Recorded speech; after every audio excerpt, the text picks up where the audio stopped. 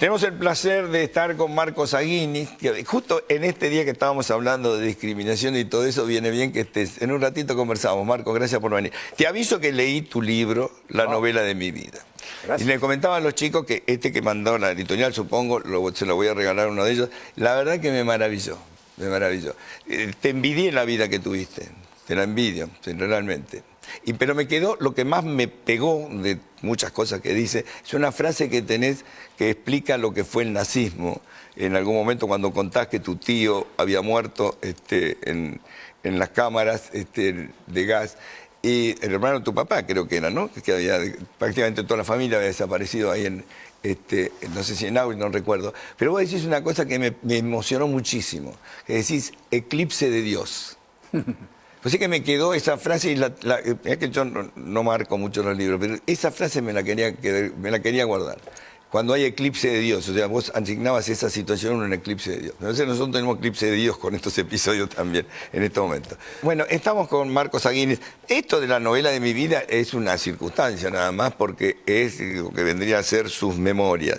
En realidad es una vida de novela, la verdad es una vida de novela. Bueno, Marco, ¿cómo estás viviendo este episodio último que ocurrió con lo de Bariloche? ¿Qué te moviliza a vos? Mira, es un tema que se viene hablando de hace rato en todas partes. Sí. Hay un incremento mundial del antisemitismo que es resultado de la técnica que usó el antisemitismo en forma muchas veces inconsciente de expresarse, pero en forma oblicua y oculta a través del odio a Israel. Sí. Es decir, el ataque a Israel es una forma de atacar a los judíos. Sí. Pero dice, yo no ataco a los judíos, yo soy amigo de los judíos. Pero ataco a Israel y ataco al sionismo.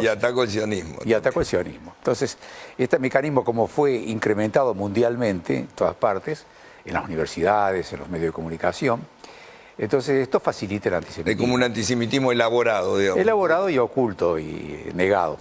De modo que esto no es ninguna novedad, y yo creo que debería tomarse conciencia de que es una forma de discriminación, pero que, bueno, yo creo que hay un cambio en el mundo a partir de la toma de conciencia de que esto es peligroso. Es igual que abrir las puertas a todo tipo de racismo, a todo tipo de discriminación. Sí. Recién Ariel Helblum decía que si en un boliche norteamericano hubiera manifestaciones en contra de la comunidad negra, se armaría un problema gravísimo, ¿no? Sí. Porque allí pero hay lo más hay conciencia. también, pero lo hay. Lo hay, por cierto, pero lo hay, y por algo Trump es candidato. Sí, pero en Europa hay muchas manifestaciones antisemitas, por supuesto.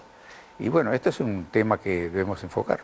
Ayer en La Nación escribió un gran artículo Marco Zaghini respecto a una toma de conciencia en el mundo árabe, de algunos intelectuales árabes que están replanteando su odio a los judíos. Es un signo de evolución importante, ¿no? Muy importante, y ojalá que siga avanzando. Es una toma de conciencia como consecuencia de esa matanza increíble que está ocurriendo entre los árabes y musulmanes. Es decir, todas las víctimas, los refugiados, todos los crímenes que hay contra los musulmanes son provocados por los musulmanes, no son provocados por los noruegos, ni por los holandeses, ni por los daneses. Son los mismos árabes y musulmanes que se matan entre ellos. Entonces esta guerra atroz y extrema, gravísima, va a llevar a que los mismos musulmanes comiencen a replantearse. Por ejemplo, el elogio del suicidio. Como que el suicidio es la llave que abre la puerta del paraíso. Que no está en ninguna parte del Corán. Claro. No está en ninguna parte del Corán, digo. Pero esto, bueno, esto fue usado por Khomeini y tantos otros. La vida de Marco Zaghini tiene rincones tan maravillosos, como por ejemplo que él estudiaba en una biblioteca que estaba pegado al lugar donde tu viejo guardaba el carro. Nunca me olvidé de el caballo guardaba el caballo. Y vos estabas ahí en la otra pared leyendo la biblioteca. Exacto. Ahora, ¿qué significó, digamos, cómo jugó tu vida en función de lo que sos ahora, digamos? Porque vos arrancaste en un pueblito, Cruz del Eje, en un pueblito de Córdoba. ¿Cómo terminás siendo un personaje del mundo? Y bueno, ahí está narrado. Ahí está narrado, bueno, pero no vamos a poner a leer todo el libro ahora para ello. Es larguísimo, ¿no? Lo debieran leer porque es maravilloso. Me costó a mí sintetizarlo y ordenarlo porque hay demasiada información. Porque además quiero aclarar que la riqueza intelectual de Marco pasa por todos lados, por la música, porque es un eximio intérprete, por la de todo, escribe, es médico, ahora, no le falta nada. O sea que en tu vida has tenido tiempo de todo. Hasta tuve la siguiente suerte. Cuando gané el Premio Planeta en 1970, Sí. vos eras periodista de la revista Gente. Sí, señor, 1970. Yo vivía en Río Cuarto en ese momento. Sí, señor. Y vos me invitaste a Buenos Aires a una fiesta que hacía Sí, la fiesta de la revista Gente. Sí. Y yo vine como el ganador del Premio Planeta, Sí. que en aquel momento era el premio más importante en lengua castellana. Sí. Después apareció... Más que el Cervantes. Y el Cervantes apareció después, o se le dio importancia Sí. después, el Premio Príncipe de Asturias. Era el Planeta el más importante. Sí. Y de repente un muchachito de 35 años, perdido ahí en la pampa cordobesa, ganó ese premio que produjo un gran asombro en todas partes, ¿no? La cruz invertida. La cruz invertida. Y vos me invitaste a la fiesta Gente, Sí. ahí te conocí. Sí. Yo tenía el pelo negro, vos tenías mucho pelo Ya también. tenía más pelo.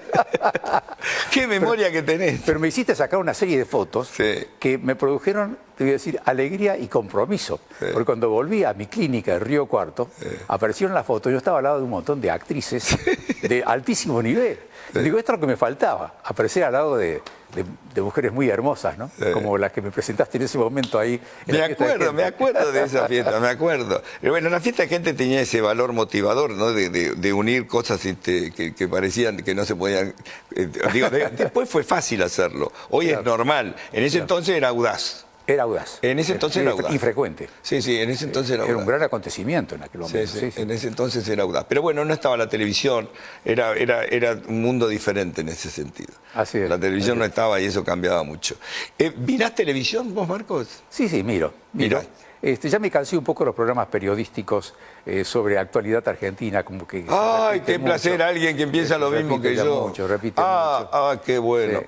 Y entonces, bueno, miro películas, Netflix te aporta muchas cosas interesantes, Sí. hoy uno tiene acceso a películas muy buenas y series muy interesantes también, pero no hay duda que tenemos buenos periodistas Sí. que han tenido, incluso te diría el mérito, como ocurrió en la dictadura, de destapar cosas que estaban muy ocultas y hacer que la sociedad tomara conciencia de muchos problemas, Sí. ¿no? Aquí hemos tenido periodistas que colaboraron enormemente en enfrentar la técnica de la censura. Y hoy en día la sociedad argentina necesita el aporte de periodistas o gente que sepa expresarse bien para ayudar a que el pueblo argentino se vuelva más coherente y más lúcido con respecto a qué le conviene al país. Sí. Porque en este momento tenemos que dejar de lado quién gobierna, si nos gusta o no nos gusta. Tenemos que pensar en el país. Y el país tiene problemas serios en el sentido de que hay inflación, hay desempleo, hay pobreza y hay tendencia a la violencia. Sí. Lo de Rosario es muy elocuente. Lo de Rosario es impresionante. Muy elocuente. Lo de Rosario fue Entonces, impresionante. para corregir todo eso, tenemos que empezar diciendo, señores, si la Argentina quiere mejorar, quiere que haya inversiones, que se abran fábricas, que se abran negocios, que haya inversión, que haya crecimiento, es necesario que exista orden, que exista juridicidad, que exista paz social. Entonces van a venir las inversiones. Si no hay paz social, no van a venir las inversiones. Yo recuerdo que en el mes de febrero o marzo yo viajé en el exterior y en muchos lugares me dijeron, estoy hablando de marzo de este año. Este año, 2016. Lo mejor que le ha pasado al mundo, estaba el terrorismo, por supuesto, ya a plena actividad, lo mejor que le ha pasado al mundo ahora es la Argentina. Yo quedé muy asombrado y muy feliz de que dijeran una cosa semejante. Y la Argentina parecía como el destino de las grandes inversiones del mundo. Pero los argentinos nos estamos ocupando de que eso se apague. Y eso Pasa es que las muy grandes serio. inversiones del mundo, que creo que es cierto eso, que hay grandes proyectos, llevan mucho tiempo. Bueno, porque la Argentina ha dejado de presentarse como ese lugar Pero ideal. aunque sea el lugar ideal, no, yo te voy a explicar, porque eso me lo explicó una persona mía que tengo trabajando en el Banco Mundial. Cuando vos presentás un proyecto de inversión, tiene que aprobarlo organismos que antes no tenías idea. Vos acordate lo que fue la papelera de Uruguay, ¿sí? Tuvieron que llegar a la Corte de La Haya. ¿Entendés? O sea que no es tan fácil. Hoy tenés que presentar impacto ambiental, tenés que ver cómo va a terminar la historia. O sea, no es que vos haces la inversión y ya está. Sí, bueno, yo voy a poner una fábrica aquí. ¿Una fábrica de qué? Voy a poner una fábrica de botella. Bueno, ¿y cuál es el impacto ambiental de la fábrica de botella? Claro. Y cuando si usted la tiene que cerrar, ¿qué queda de la fábrica de botella? ¿Qué van a hacer las máquinas esas? ¿Y qué va a hacer con el vidrio que sobra? Pero te agrego algo, Chiche. Es complicado el tema, lleva tiempo. Sí, eso. no, pero te agrego algo muy importante. La Argentina necesita un cambio cultural muy profundo, Sí. porque hace muchas décadas que nuestra cultura nos llevó a una terrible decadencia en todos los aspectos. Sí. Y ese cambio cultural se está dando, y te voy a dar un ejemplo que quizá mucha gente no pensó en ello. ¿Qué pasó con la nueva CGT? La nueva CGT presentó sus críticas, Sí. pero no hace el paro. No hace el paro. Esto es un crecimiento cultural muy importante, porque el paro, ¿a qué ayuda? ¿En qué contribuye a que el país mejore? Nada. Paraliza Nada, la es una producción. forma de lucha, es una forma Paraliza de la producción. No, pero el paro general no sirve para nada, si no, son sirve para paros nada. específicos. Alfonsín lo voltearon los paros generales. Sí. Los 13 paros generales los voltearon a Alfonsín. Entonces, los paros no sirven. Pero aquí te estoy hablando de una cosa positiva. Es decir, hay como un cambio cultural diciendo, momentito, hay cosas que no se deben hacer. Dentro del peronismo surgió el grupo de Massa y el grupo del gobernador de Salta, que hablan de que sí, tenemos que ser la oposición, pero una oposición consciente y una oposición que sea responsable. Todo eso está hablando de que el país quiere otra cosa. Por supuesto que en materia educativa tenemos mucho para avanzar. Bueno, ese era el punto, ¿no? En la materia educativa. Vos sos producto de la escuela pública. Yo estudié en la escuela pública y en aquella época, te acordás muy bien, Chiche, ir a una escuela porque leí la privada. memoria tuya. A la escuela privada iban los malos estudiantes. Los malos estudiantes, Porque los padres pagaban, entonces el chico iba allí y aprobaba allí. A las escuelas públicas iban los buenos Los estudiantes. incorporados se llamaba la escuela, se llamaba incorporado, porque se Exactamente. incorporaba la enseñanza oficial. Así Y era comenzó para la los escuela burros. pública. Para los burros. Para los burros, exactamente. Y eso fue girando y en este momento la cosa está al revés.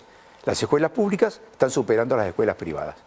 No, Y aquí entonces- las escuelas privadas superan a las públicas. Perdón, quise decir eso. Las escuelas privadas están superando a la escuela pública. Sí. En muchas, no todas, pero en muchas están superando las Ahora, pero ¿en qué momento se quebró eso? ¿En qué momento de la historia se quebró?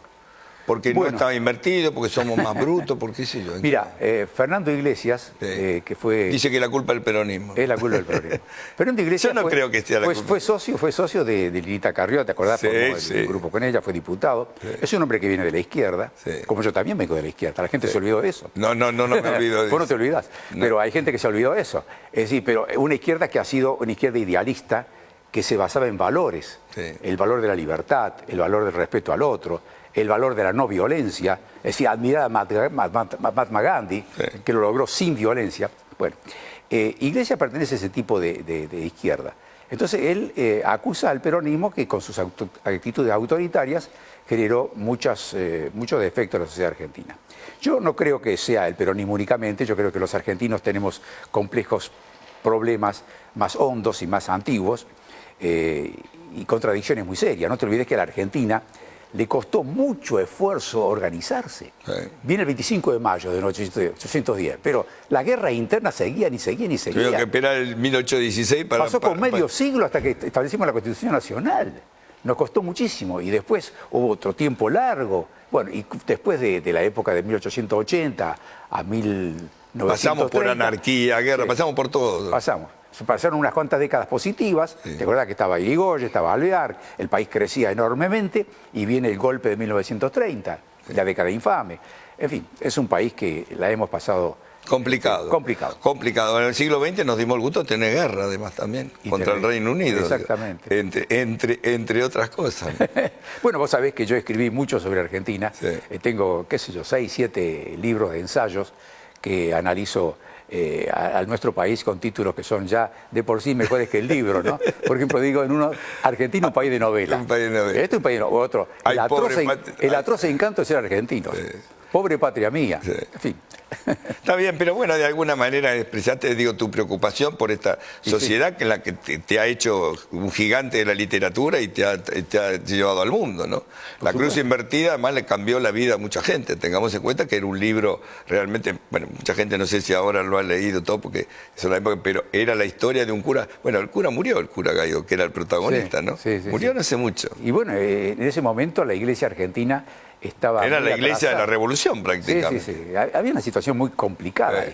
Yo venía de mi formación en Europa, Sí. o sea que tenía una visión mucho más avanzada de una serie de cosas y eso me ayudó a escribir el libro. Pero hay mucha gente que Pero recuerda ese curioso libro. que lo haya escrito un judío ese libro. Ah, sí.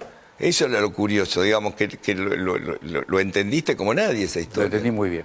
Lo Lo entendí muy bien, pero yo viví en Alemania, el cambio que se estaba dando allí. Sí. Fíjate, acá hablamos de nazis en Argentina. Sí. Yo estuve en Alemania 16 años después de la guerra y yo tenía una beca muy buena y fui a Pero una beca como médico. como médico. Como médico. Como médico. Y iba a comer a un restaurante atendido por monjas y donde iban muchos curas, en la ciudad de Friburgo, en el Sí, sur de Alemania. Friburgo. Y allí me encontré con sacerdotes, que todavía vestían sotana, desde luego, y me empezaron a hablar del Concilio Vaticano II. Yo decía, ¿qué es esto?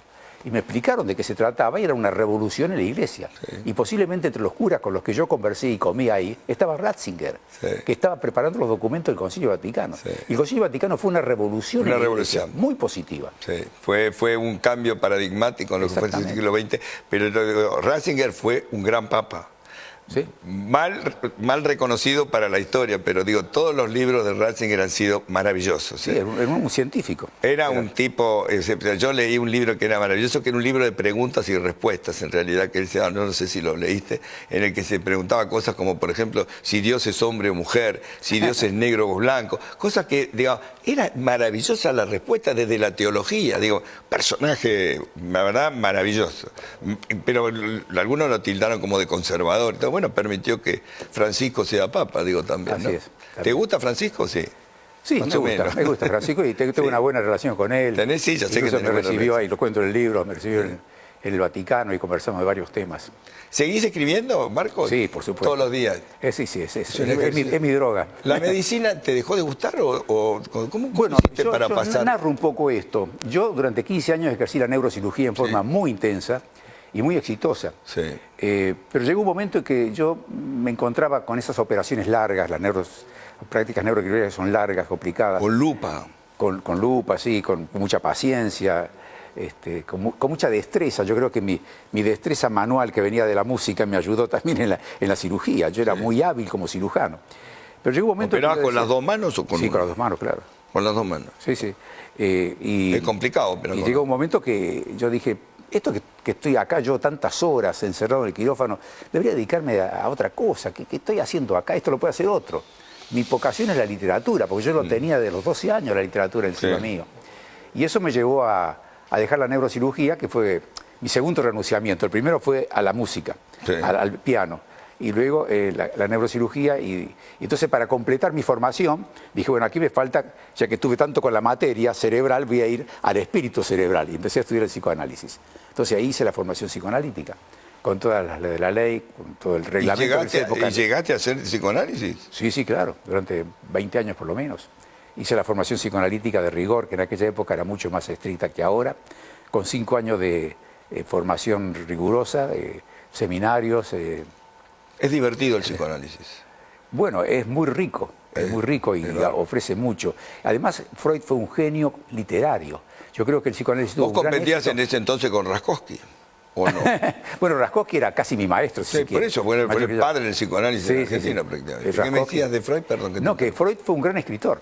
Los textos de Freud los lee cualquiera con gran interés, son muy fluidos, y esa capacidad literaria que tenía Freud ayudó a que sus teorías se difundiesen en la forma que ocurrió.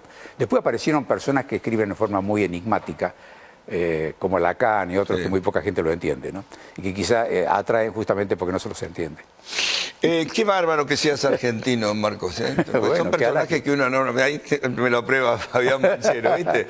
Hay personajes que en la Argentina... Bueno, digamos, es uno de los grandes intelectuales, pero digo, qué bueno tenerte como argentino. Te agradezco como mucho. Cordobés profesional, como diría Borges. Cordobés que no perdió la tonalidad. No perdiste la tonalidad. No la he perdido. No, y de un pueblo como Cruz del Eje, que dio también un presidente que fue... Bueno, fue mi médico de... Sí, fue tu médico, yo sabía, lo leí. Arturo Ilia, sí. Así que fue tu médico, bueno, era médico de todo, pediatra. Todo. Bueno, un placer, Marcos, tenerte acá. Te agradezco mucho, un placer, un orgullo tenerte acá en el programa. Y bueno, tendremos hora para hablar. Y lean la novela de mi vida, porque realmente se lee como una novela. Yo les recomiendo que la lean con toda... ahí está, tienen la novela de mi vida.